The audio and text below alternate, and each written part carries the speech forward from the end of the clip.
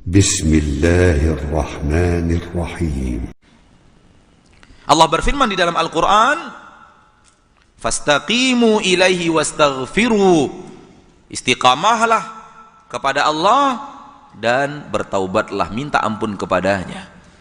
Penggabungan antara perintah istiqamah dan minta ampun, kata Imam Ibn Rajab di dalam kitab Al-Jami' Ulumul Hikam, di dalamnya ada isyarat dari Allah. Sehebat apapun kita berusaha istiqamah, pasti ada salahnya juga.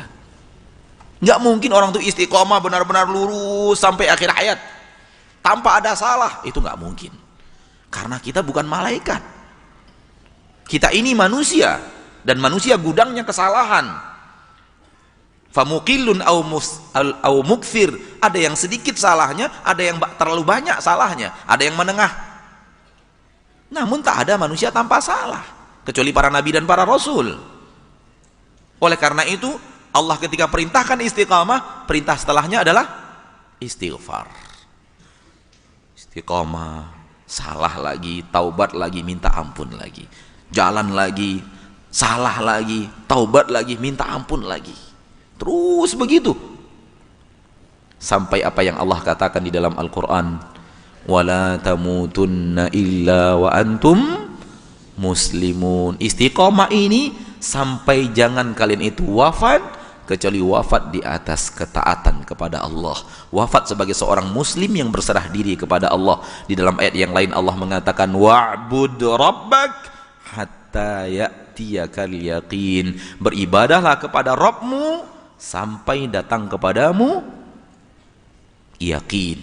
Yakin di sini sepakat ahli tafsir maknanya maut, sampai datang maut. Bukan kata orang-orang tasawuf sampai datang yakin. Kalau sudah datang yakin nggak perlu ibadah. Ini sesat.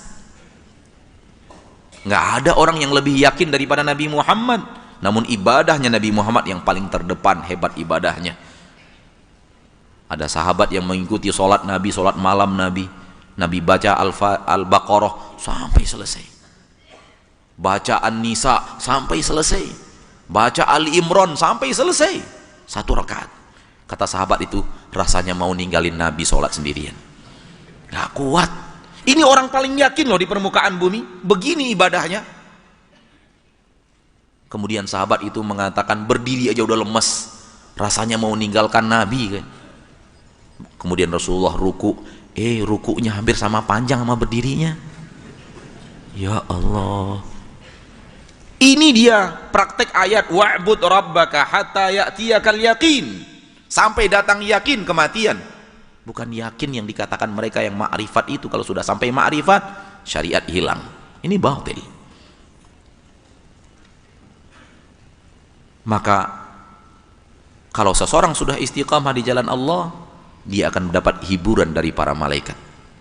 Allah berfirman di dalam surah Al-Aqaf, innal ladzina qalu rabbuna Allahu tsumma istaqamu fala khaufun, dalam bukan surat Al-Aqaf, dalam surat yang lain, innal ladzina qalu rabbuna Allahu tsumma istaqamu tatanazzalu alaihimul malaikatu alla takhafu wa la tahzanu wa abshiru bil jannati allati kuntum tu'adun nahnu awliyaukum fil hayatid dunya wa fil akhirah.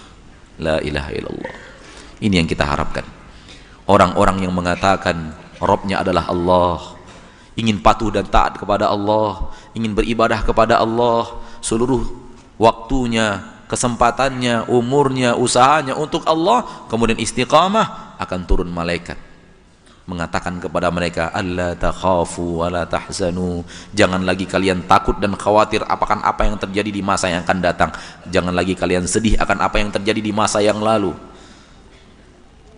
Alla takhafu wa la tahzanu wa abshiru, bergembiralah kalian dengan surga yang telah dijanjikan untuk kalian.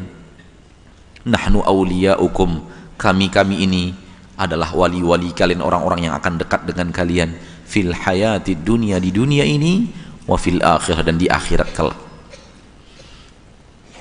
Maka mari istiqamah, karena kalau tidak istiqamah berarti melenceng dari jalan yang benar. Melenceng dari yang benar akan mendatangkan petaka di dunia dan petaka di akhirat, dan petaka di akhirat lebih dahsyat.